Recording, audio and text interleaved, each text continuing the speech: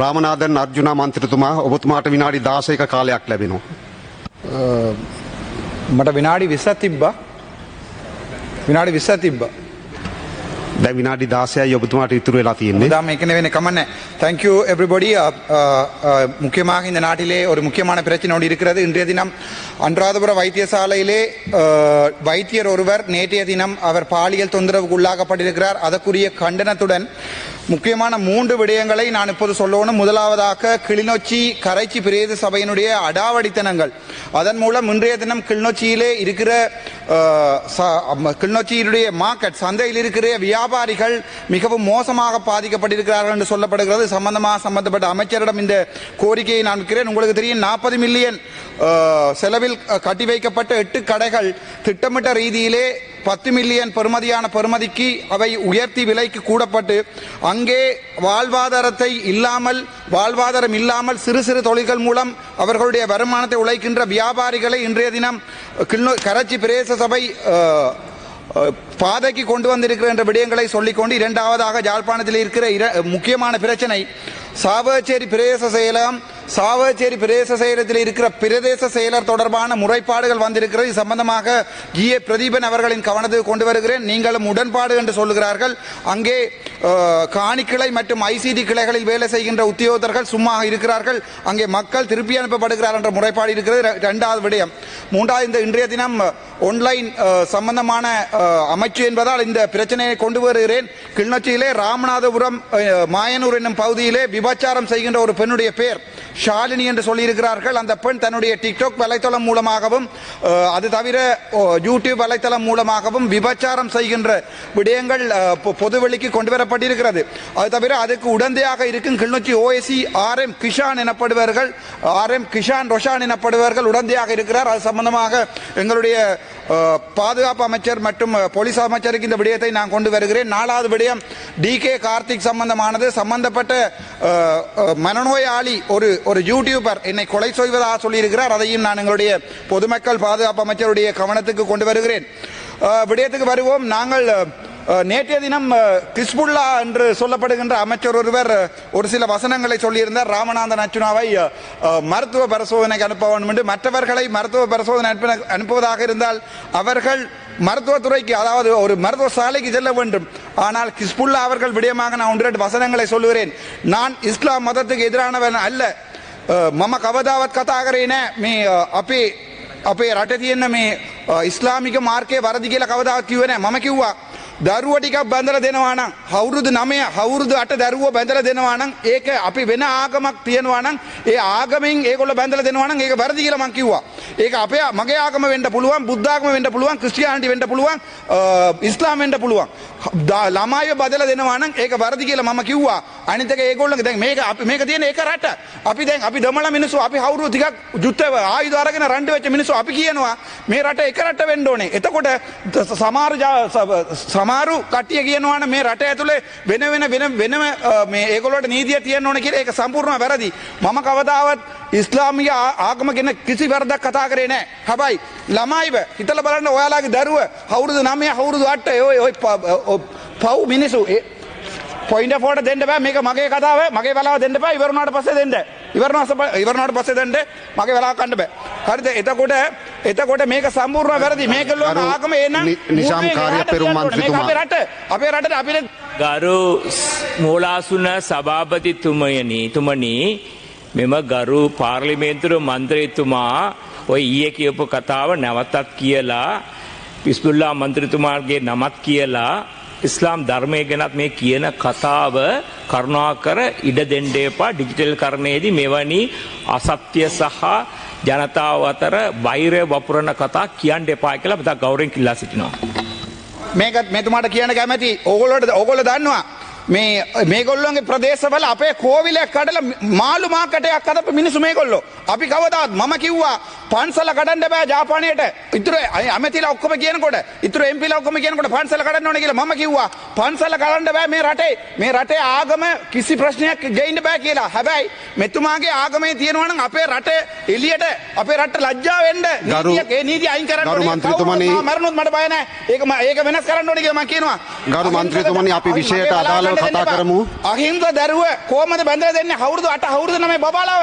ඒගොල්ලෝ හිතනවාද? ඒගොල්ලෝ දන්නවද? ගරු මන්ත්‍රීතුමනි, ඒගොල්ලෝ පන්සලේ යන්න බෑ කියලා. අපි විවාදයට අදාළව කතා කරමු. මෙතුමා නෙවෙයි, මෙතුමාගේ සම්පූර්ණ ආගමවිල මට කති කිව්වොත් මාව මරලා දැම්මුත් වැරදි නම් වැරදි. ඔබතුමා නෙවෙයි හිස්පුල්ලා. එයාගේ අම්මා තාත්තා දන්නවා තාත්තා එයාගේ ඔළුවේ මොකුත් නැහැ කියලා. ඒ නිසා සිංහලෙන් නම දාලා තියෙන්නේ හිස්පුල්ලා කියලා. ඒ කියන්නේ ඔළුව නැහැ. ඔළුවේක තියෙන එක හිස්පුල්. ඒ කියන්නේ ගරු මන්ත්‍රීතුමනි, මේ හිස් කියලා පොයින්ට් එක වල දෙන්න බෑ. ඔයාට කොහමද පොයින්ට් එක වල? ගරු නිසාම් කාර්යපති මන්ත්‍රීතුමා. ඉස්පුල්ලා මන්ත්‍රතුමාගෙන කියපු සියලුම කතාව හැන්සට් වලින් කපා දමන ලෙස ඉතා ගෞරවයෙන් අයද සිටින අතර දිගින් දිගටම අනිත් තන්ත්‍රීවරුන්ගේ වරප්‍රසාදයේ කඩවිද විදියට මෙතුමා කතා කරොත් ඒ නව කතාව නවත්තන ලෙස ඉල්ලා සිටිනවා. ඔබතුමා විශේෂයට අදාළව කතා කරන්න. මම දැන් කියන්නේ මේ රට එකම රටක්. මේ රටේ ඉන්න මිනිසුන්ට අවුරුදු 9 අවුරුදු 8 බබා බැඳලා දෙන්න බෑ. ඒක වැරදි. ඒක ප්‍රභාකරන් කිව්වොත් වැරදි. මම කිව්වොත් වැරදි. ඒකෙඩි කිව්වොත් වැරදි. ඒ කොහමද හෙට උදේ යනකොට හිතලා බලන්න අපේ දරුවා ගිහිල්ලා අවුරුදු 9 බබාව එක්කෙනෙකුට බැඳලා දීලා හෙට උදේ වෙනකොට එයාට පන්සලේ ගරු සභානායකතුමා, කොච්චර වැරදි කියන්නකෝ. ඒක සම්පූර්ණව වැරදි. ඒක කවුරුන් මෙයා නෙවෙයි මාව මරලා දැම්මුත් සල්රාන් වගේ මගේ ගෙදරට ආවිල්ලා බෝම්බේ දැම්මුත් වැරදි නම් වැරදි. ඒක මම ඒකෙන් ඉවර කරනවා. මම අපි බලමු 1983 1983 ஆண்டு எங்களுடைய இனக்கலவரம் உருவாகினது.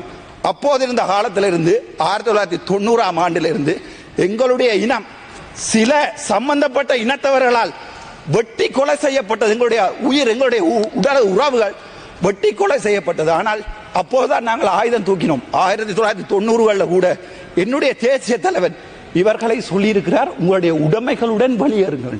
உடைமைகளை எடுக்க வேண்டாம் சொல்லவில்லை, ஒரு நாள் கொடுத்திருக்கிறோம், உடைமைகளுடன் வெளியேறும் என்று சொன்ன பிரபாரின் வரலாறு இது. நாங்கள் இவர்களை கொலை செய்யவில்லை, ஆனால் எங்களுடைய தமிழ் மக்களை இவர்கள் வெட்டி வெட்டி கொலை செய்திருக்கிறார்கள். கிழக்கு மாகாணம் முழுக்க எங்களுடைய தமிழ் மக்களுடைய ரத்தம் ஆறாக ஓடி இருக்கிறது. அது மட்டுமல்ல, எங்களுடைய அம்மன் கோவிலை இடைத்து மீன் மார்க்கெட் கட்டிய இனம் இது. அது பிழை என்றால் பிழை, அது யார் வந்தாலும் பிழை இல்லை. ஒரு விடயத்தை நான் மேலும் சொல்லுகிறேன். நாங்கள் ஒரு பாவப்பட்ட இனம். 2009 வரைக்கும் உங்களுக்கு தெரியும், அல் ஜசீரா என்ற தொலைக்காட்சியிலே உங்களுடைய முன்னாள் ஜனாதிபதி ரணில் விக்ரமசிங்க அவர்கள் மிக தெளிவாக மூக்கறுக்கப்பட்டிருக்கிறார். சூர்பனகை மூர்க்கறுக்கப்பட்ட வரலாறு, ராவணன் தங்கை மூர்க்கறுக்கப்பட்ட அதே வரலாறு உங்களுடைய ரணில் விக்ரமசிங்க அவர்கள் மூக்கறுக்கப்பட்டிருக்கிறார். 2009 ஆண்டு எங்களுடைய இனப்படுகொலை, என்னுடைய சகோதரன், என்னுடைய அப்பா உட்பட ஒவ்வொருவரும் காணாமல் ஆக்கப்பட்ட போது இன்று வரை இந்த சிங்கள சமூகம் எங்களுக்கு நீதியை தரவில்லை. எங்களுடைய தம்பி இளங்குமரன் அவருடைய கருத்தை நான் இதில் சொல்ல விரும்புகிறேன். என்னவென்றால், தம்பி இளங்குமரன் சொல்லியிருக்கிறார், சர்வதேச விசாரணை இந்த நாட்டில் தேவையில்லை என்று. கவலை என்னவென்றால், என்னுடைய யாழ்ப்பாண சமூகம், எங்களுடைய அமைச்சர் உட்பட அனைவருக்குமே வாக்கு போட்டது எதுக்காவென்றால் எங்களுக்கு நியாயம் கிடைக்கும் என்ற ஒரே அடிப்படையில். ஆனால் தம்பி இளங்குமரனுடைய கூட்டு, சரி தம்பி இளங்குமரன் தான் ஒரு பேரினவாதிகள் என்ற ஒரு கட்சியோடு இருக்கிறார் என்று வைத்துக் கொள்வோம். அவருடைய தலைமை சொல்வதை தம்பி இளங்குமரன் சொல்ல வேண்டும், பாவம் அவன். ஆனால் எங்களோட இருக்கிற இந்த தமிழ் தேசிய கூட்டமைப்பு என்று சொல்லப்படுகின்ற இந்த கேவலம் கேட்ட ஒரு அரசியல் கட்சி எங்களை 16 வருடங்களாக விபச்சாரம் செய்திருக்கிறது. இந்த உள்ளூராட்சி சபை தேர்தலுக்கும் இந்த மாகாண சபை தேர்தலுக்கும் ஒவ்வொரு வாக்குகளும் இந்த தமிழ் தேசிய கூட்டமைப்பு, உங்களுக்கு தெரியும், சுமந்திரன் ஒருவர் இருந்தார், இதுல ஸ்ரீரன் ஒருவர் இருக்கிறவர். இவர்கள் ரணிலுடன் சேர்ந்து 2022 ஆண்டு கோதா ஹோம் என்று கோஹோம் ஒன்றை கொண்டு வந்த போது மக்கள் எதிர்பார்த்தது சிஸ்டம் சேஞ்ச். அதனால் தான் 189 பேர் அங்கே இருக்கிறீர்கள். ஆனால் இந்த தமிழ் தேசிய கூட்டமைப்பு என்பது எங்களுடன் ரணிலுடன் சேர்ந்து அவருக்கு சப்போர்ட் பண்ணி எங்களுடைய சர்வதேச விசாரணையை இழிவுபடுத்திய ஒரு சுமந்திரனை எங்களுடைய சமூகம் இந்த நாட்டிலிருந்து திரட்டி இருக்கிறது. அது பரவாயில்லை, நாங்கள் கந்தக காற்றுகளை சுவாசித்தவர்கள். எங்களுடைய பிள்ளை, எங்களுடைய இப்போது வெளிநாட்டில் இருக்கிற என்னுடைய தங்கை தாய், அம்மா செத்தா பிறகு அவளுடைய முளையை குடித்து வளர்ந்தவன் நான். தன்னுடைய தாய் வயிற்றிலே அந்த படங்கள் இருக்கிறது, முக புத்தகத்திலே போய் பாருங்கள் அல்லது நெட்டிலே பாருங்கள். தாய் செல் அடிபட்டு இறந்தா பிறகு இல்லையான் மொய்க்கின்ற தாயின் உடம்பிலே பாலை அருந்தியவன் என்று வெளிநாட்டில் இருப்பதால் தான் நான் இன்று பாராளுமன்றத்துக்கு வந்திருக்கிறேன். அவன் போட்ட பிச்சை, வெளிநாட்டிலே என்னுடைய சகோதரர்கள் போட்ட பிச்சையால் 3 மாதத்திலே நான் பாராளுமன்றம் வந்திருக்கேன். ஆகவே மிகவும் தெளிவாக எங்களுடைய அரசாங்கத்திலே கேட்பது 2009 மட்டுமல்ல, சஹ்ரானுடைய இந்த இனவாதிகளுடைய இந்த சகல விடயங்களை நாங்கள் சர்வதேச நீதிமன்றத்துக்கு கொண்டு போக வேண்டும். நாங்கள் எங்களுடைய நாட்டிலே உங்களுக்கு தெரியும், எல்லா அரசியல்வாதிகளும் எப்போதுமே டீல் அடித்துக் கொள்வார்கள். உங்களுக்கு வடிவா தெரியும், நல்லாட்சி என்று ஒன்று வந்தது, அதுக்கு பிறகு என்ன நடந்தது? நடந்தது 2009 கோத்தபாய வந்து விரட்டி அடிக்கப்பட்டவர், அதுக்கு பிறகு ரணில் வந்தவர். எந்த சமூகமும் எந்த மக்களும் என்னுடைய அழிக்கப்பட்ட இனத்துக்கு இதுவரைக்கும் எந்த நியாயத்தையும் சொல்லவில்லை. அதனுடைய அங்கமாக ஏகேடி சொல்லி இருக்கிறார் என்னவென்றால், தான் கூட சர்வதேச விசாரணைக்கு போக மாட்டேன். ஒரு வாக்கு ஜாழ்ப்பாணத்திலே ஏகேடியினுடைய கட்சிக்கு விழுமாக இருந்தால் அது என்னுடைய தலைவனுக்கும் என்னுடைய 44,000 போராளிகளுக்கும் இப்போது மீதம் இருக்கிற எங்களுடைய இனத்தின் கோடாளி காம்புகளாக இருக்கும் என்பதை உங்களுக்கு நான் சொல்லிக் கொண்டுறேன்.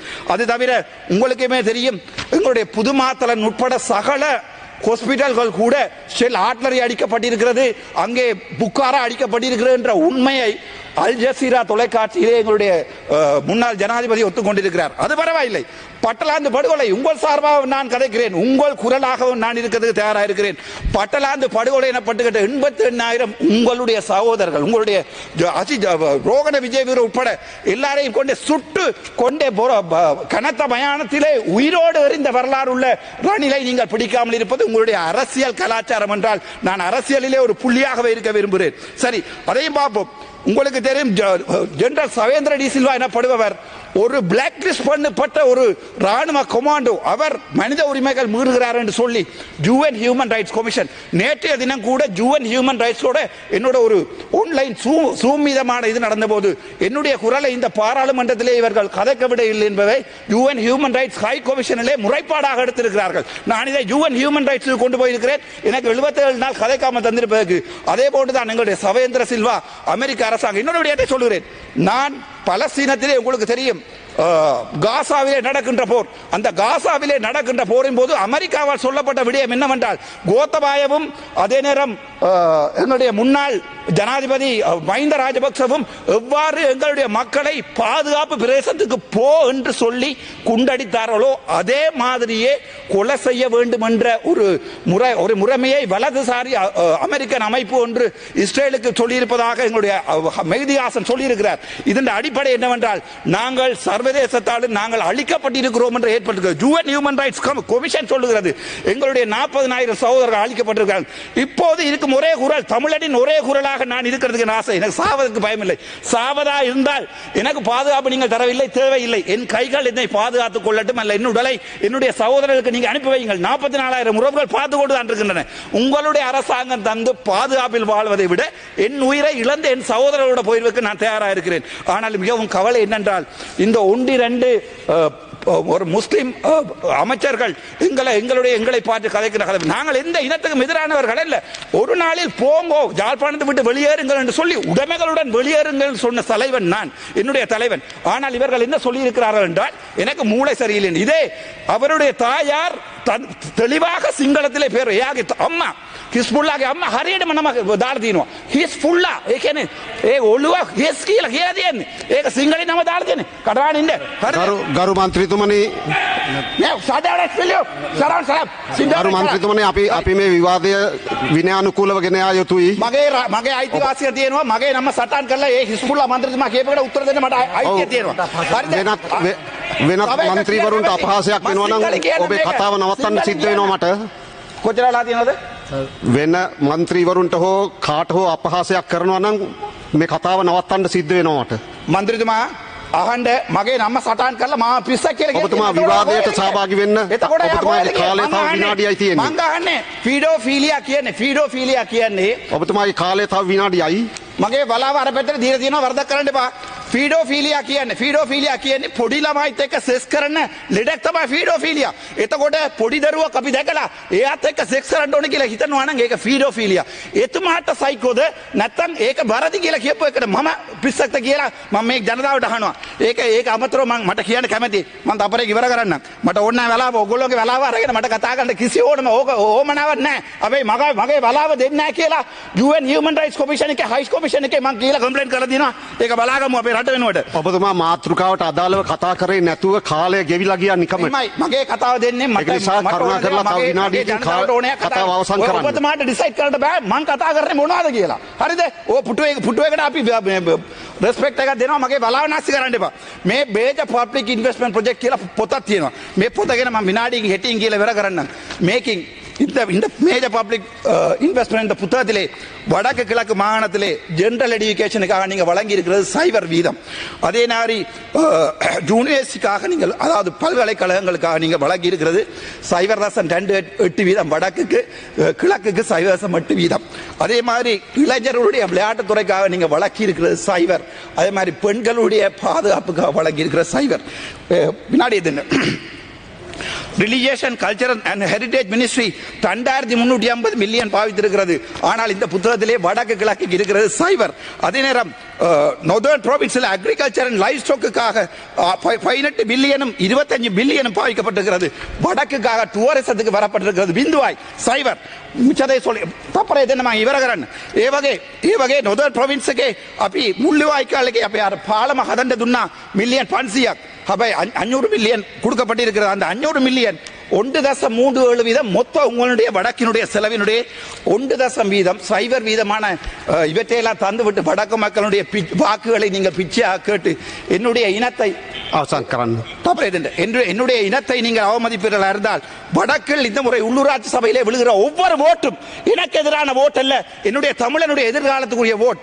ஆகவே ஒவ்வொரு மக்களும் தயவு செய்து சிந்திக்க வேண்டும். நாங்கள் யார்? நாங்கள் தமிழர். நாங்கள் இன்னொரு இனத்தை ஒரு நாளிலே ஒழுங்காக வெளியே போ என்று சொன்ன தமிழன் நான். நாங்கள் செய்யவில்லை, கொலை செய்யவில்லை. ஏனென்றால் நான் தமிழன்டா, யாழ்ப்பாண தமிழ். முடிந்தால் பண்ணிப்பார். தேங்க்யூ.